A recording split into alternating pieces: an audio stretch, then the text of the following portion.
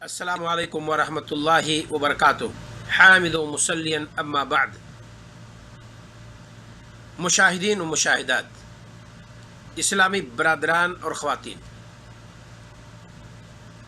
اس clip میں یہ بتانا چاہتا ہوں کہ ایک ایسا عمل جس کے ذریعے سے اللہ تعالیٰ ہمیں اور آپ کو عمرہ کے برابر اجر دے گا، بہت اہم عمل ہے۔ جب بھی اللہ تعالیٰ توفیق دے تو ہم اور آپ اس اجر کو کما سکتے ہیں، خاص طور سے جب ہمیں اور آپ کو مسجد نبوی کی زیارت کی خاطر سفر کرنا ہو جائے تو مدینہ میں پہنچ کر کے ہم اور آپ یہ اجر کما سکتے ہیں۔ وہ کیا ہے ذرا دیکھیے۔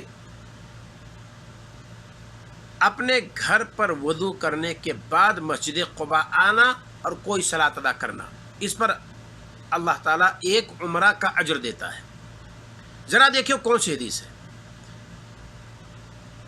سہل بن حنیف رضی اللہ تعالیٰ عنہ فرماتے ہیں کہ رسول اکرم صلی اللہ علیہ وسلم کا ارشاد ہے، من تطہر فی بیتہ ثم اتی مسجد قباء، جس شخص نے اپنے گھر پہ پاکی حاصل کی یعنی وضو کیا، پھر مسجد قباء آیا، فصلی فیہ صلاۃ، پھر اس میں کوئی صلاۃ ادا کی۔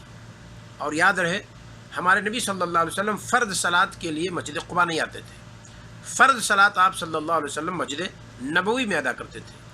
یوم السبت کو آپ صلی اللہ علیہ وسلم عام طور پر آیا کرتے تھے اور 2 رکعت صلاۃ ادا کر کے مسجد قباء اور آپ واپس ہو جاتے تھے۔ فرض صلاۃ کے لیے مسجد قباء میں ہمارے نبی صلی اللہ علیہ وسلم نہیں رکتے تھے۔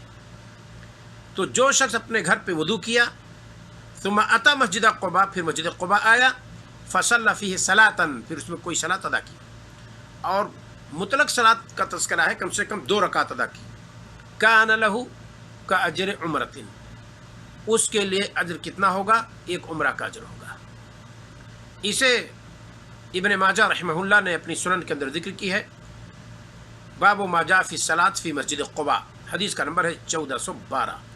محدث عصر علامہ ناصر الدین البانی رحمہ اللہ نے کہا ہے کہ یہ حدیث صحیح ہے۔ تو جب بھی کوئی بھی شخص کہیں سے بھی عمرہ کرنے کی غرض سے جب آئے اور پھر مسجد نبوی کی زیارت کی خاطر جب جائے، اور یہاں ایک نقطے کی بات ہم بتلا دیں، رسول اکرم صلی اللہ علیہ وسلم کا ارشاد ہے، لا تشد الرحال الا الى 3 مساجد، اجر و ثواب کی نیت سے کجاوا کسا جا سکتا ہے، رخت سفر باندھا جا سکتا ہے۔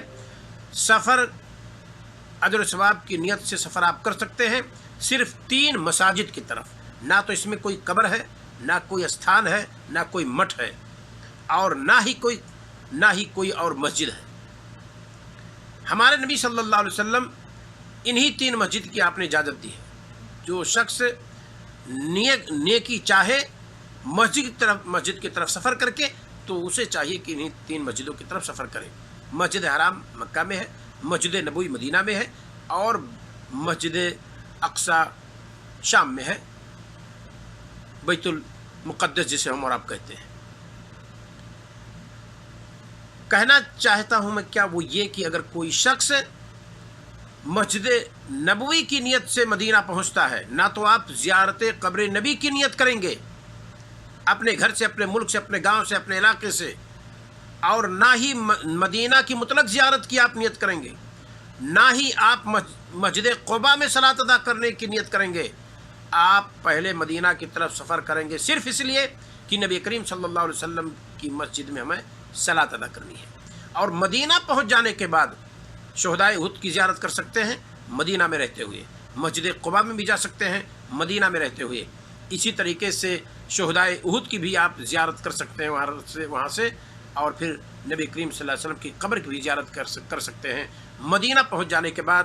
لیکن مدینہ کے باہر سے جب آپ نیت کریں گے تو صرف مسجد نبوی کی زیارت کی نیت ہوگی بس۔ چلو، آپ نے عمرہ کر لیا ہے مکہ میں اور مدینہ کا سفر کیا ہے آپ نے مسجد نبوی کی زیارت کے لیے، وہاں پہنچ جانے کے بعد جہاں ہوٹل میں آپ ٹھہرے ہوئے ہیں، نہیں ہوٹل لینا ہے، آپ کی گاڑی لے جا کر کے ڈائریکٹ آپ کو مسجد قباء میں روک دیا ہے، وہیں آپ وضو کریں گے اور وہ صلاۃ ادا کریں گے، تو اللہ رب العالمین آپ کو ایک اور عمرہ کا اجر دے گا۔